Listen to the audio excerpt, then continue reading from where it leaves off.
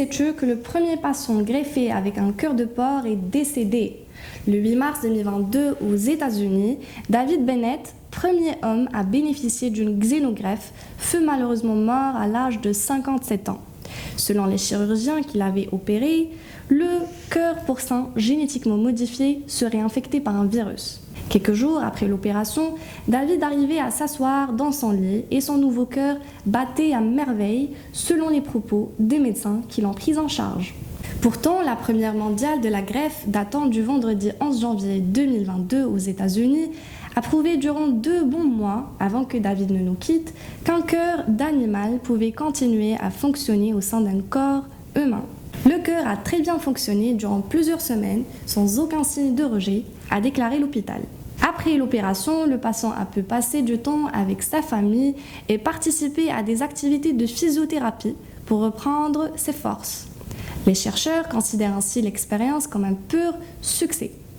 Admis à l'hôpital de Maryland durant plus de 6 semaines, David souffrait d'une arythmie mortelle et était maintenu en vie grâce à un dispositif de circulation extracorporelle qui pompait le sang à sa place. Ses chances de survie étaient trop réduites pour l'autoriser de bénéficier d'une greffe classique. C'était soit la mort, soit cette greffe. Je veux vivre. Je sais que c'est assez hasardeux, mais c'était ma dernière option, a déclaré ce résident du Maryland un jour avant son opération. Barclay Griffith, le chirurgien qui a réalisé la transplantation, a précisé que le porc dont provient le cœur a été génétiquement modifié pour ne plus produire un type de sucre normalement présent sur toutes les cellules de porc et qui provoque un rejet immédiat de l'organe. Cette modification génétique a été effectuée par l'entreprise Revivicor qui avait aussi fourni un rein de porc que des chirurgiens avaient connecté avec succès au vaisseau sanguin d'un patient en état de mort cérébrale à l'hôpital NYU Langone de New York le 25 septembre 2021. Les xénogreffes d'un animal à un humain ne sont pas nouvelles. Les médecins ont tenté des transplantations entre espèces, du porc également, depuis au moins le XVIIe siècle.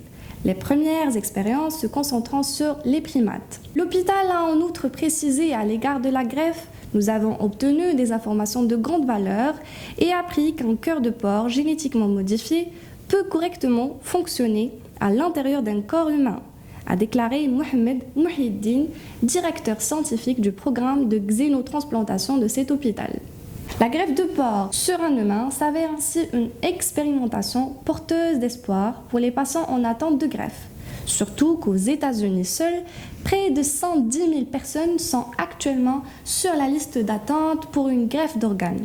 Et plus de 6 000 personnes d'entre elles décèdent chaque année malheureusement. Au Maroc cette fois-ci, l'histoire des greffes humaines depuis la deuxième moitié du siècle précédent fut assez prometteuse. Cornée, moelle osseuse, voire le rein.